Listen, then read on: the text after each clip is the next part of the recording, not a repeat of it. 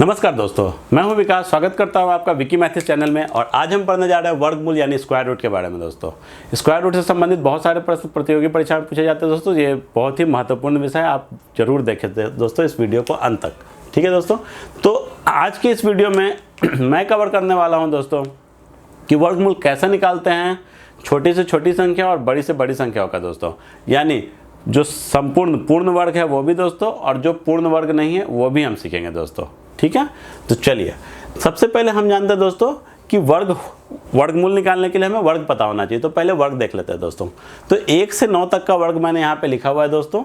1 से 9 तक का वर्ग आपको दिख रहा है। 1 का वर्ग 1, जैसे 2 का 4, 4 का 16, 5 का 25, 7 का 49, 9 का 81, ये वर्ग आप देख रहे हैं दोस्तों। ये हमें काम आएंगे दोस्तों क्वेश्चंस को सॉल्व करने में। आपसे उम्मीद ये है कि आपको ये सारी चीज़ें याद रहे दोस्तों। ठीक है, ताकि आपको एग्जाम हॉल में लिखना ना पड़े। तो पहले कुछ कंसेप्ट को जान लेते हैं दोस्तों। पहला कंसेप्ट ये है कि अगर आप देखेंगे तो किसी भी वर्ग के संपूर्ण वर्ग के इकाई स्थान पे आपको ये 4 संख्याएं नहीं दिखेंगी दोस्तों। 2, 3, 7 और 8 ये 4 संख्याएं आपको किसी भी पूर्ण वर्ग के इकाई वाले स्थान पे नहीं दिखेगी। आप देख लीजिए, कहीं भी 2, 3, 7 या 8 नहीं है।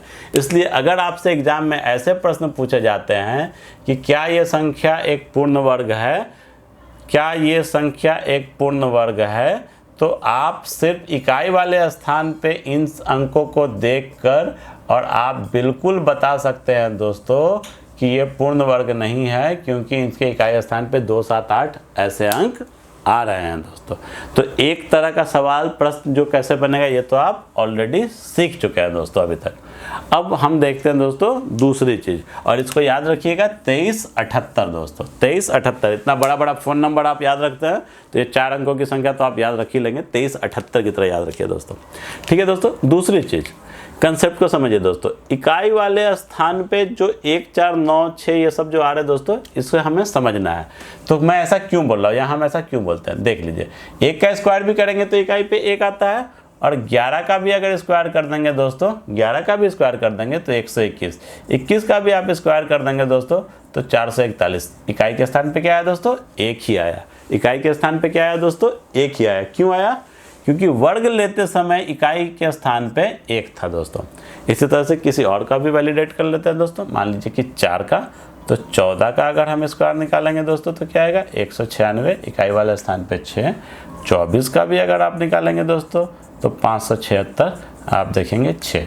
तो अगर मेरे इकाई वाले स्थान पे 4 है तो इसके, और इसका अगर मैं वर्ग ले रहा हूँ तो इसके उत्तर में भी इकाई वाले स्थान पे हमेशा 6 ही मिलेगा दोस्तों। तो आप किसी का भी चेक कर सकते हैं ऐसा, लेकिन ये हमें याद रखना है, हमें पता होना चाहिए कि ये कंसेप्ट है दोस्तों। ठीक है, तो चलिए आगे बढ़ते हैं दोस्तों। ये ध्यान दीजिएगा दोस्तों कि 1 2 जगह पे आता है दोस्तों। 1 के वर्ग में भी आता है और 9 के वर्ग में भी आता है दोस्तों। तो 1 आता है 1 और 9 के वर्ग में, 2 और 3 होते नहीं दोस्तों। 4 आता है हमारे पास 2 और 8 के वर्ग में दोस्तों। 5 आता है हमारे पास 5 के वर्ग में दोस्तों। 6 आता है हमारे पास 4 और 6 के वर्ग में। 7, 8 आते नहीं है दोस्तों। 9 आता है हमारे पास 3 और 7 के वर्ग में दोस्तों। 3 और 7 के वर्ग में। तो ये आपको ध्यान रखना है दोस्तों, और ये ऐसे भी आपको याद हो जाएगा, याद करने की ज़रूरत नहीं है, आपको खुद ब खुद याद हो जाएगा दोस्तों, क्योंकि 1 से 9 तक का तो आपको याद ही है। तो चलिए कुछ प्रश्न ले लेते हैं दोस्तों। तो जैसे मान लीजिए कि एक प्रश्न ले लिया दोस्तों, ये 4096, और इसका हमें निकालना था वर्गमूल। तो हम क्या करेंगे दोस्तों, इसे 2-2 के पेयर में तोड़ देंगे दोस्तों। तो पहले पेयर में शुरू के 2 अंक रखेंगे, और इस शुरू के 2 अंक में देखेंगे दोस्तों कि इकाई स्थान पे क्या है। इकाई के स्थान पे क्या है दोस्तों, 6 है। 6 कब कब आता है दोस्तों, 4 और 6 के वर्ग में आता है दोस्तों। तो इसके इकाई स्थान पे या तो 4 होगा या 6 होगा, या तो 4 होगा या 6 होगा, और कुछ तो हो नहीं सकता है। तो ये हमें इतना तो पता चल गया, आधा आंसर हमें पता चल गया दोस्तों। अब आधा पता करना है। इधर देखिए दोस्तों, इधर है संख्या क्या, 40।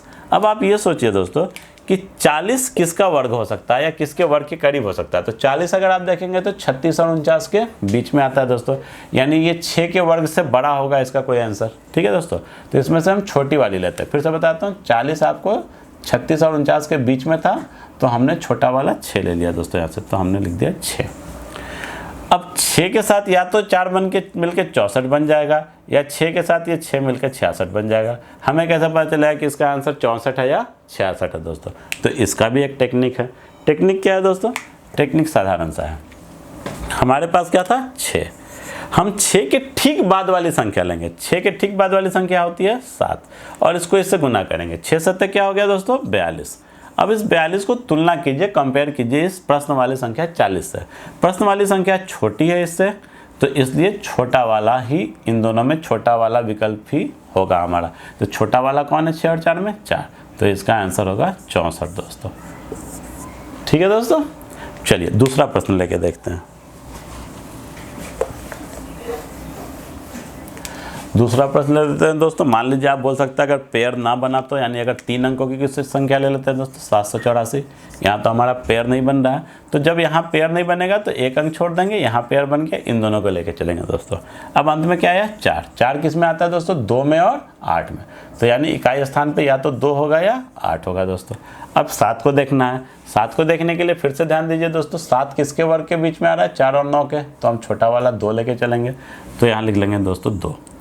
अब 2 के साथ ये 22 बनेगा या 28 बनेगा, ये हमें जानना है दोस्तों। तो जैसा मैंने आपको पहले भी बताया, 2 के ठीक बाद वाली संख्या लेनी है। 2 के ठीक बाद वाली संख्या 3, 2 तिहाई 6। अब इसमें तुलना कीजिए दोस्तों, कौन सा बड़ा है? 7 बड़ा है या 6? 7 बड़ा है, तो इसलिए बड़ा वाला जो विकल्प है वो लेंगे, यानी 28। तो 784 जो है वो 28 का वर्ग है दोस्तों। ये इतना आसान है।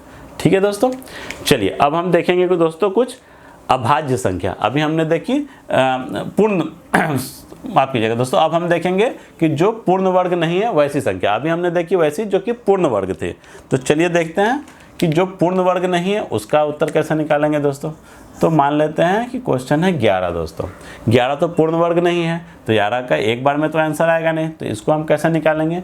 तो इसके लिए एक दूसरा ट्रिक है दोस्तों। इसके लिए क्या ट्रिक है? हमें याद रखना है कि हम √x + -y को लिख सकते हैं √x + -y divided by 2√x। ये हमें याद रखना है दोस्तों। अगर हम ये याद रखेंगे तो हम जो पूर्ण रूप से वर्ग नहीं है वैसी संख्याओं का भी वर्गमूल ज्ञात कर सकते हैं दोस्तों। कैसे? तो चलिए 11 को सॉल्व करके देख लेते हैं दोस्तों। 11 को सॉल्व करके देख लेते हैं। मैं फिर से लिख देता हूँ यहाँ पे, √x + -y is equal to √x + -y divided by 2√x। हम सॉल्व कर रहे थे कौन सा दोस्तों? तो 11। मान लीजिए 11 का हमें वर्गमूल निकालना है दोस्तों। तो 11 को कुछ इस प्रकार से तोड़िए दोस्तों कि ये x + -y के फॉर्म में आ जाए, और कुछ ऐसा जिसमें x जो है वो पूर्ण रूप से वर्ग हो।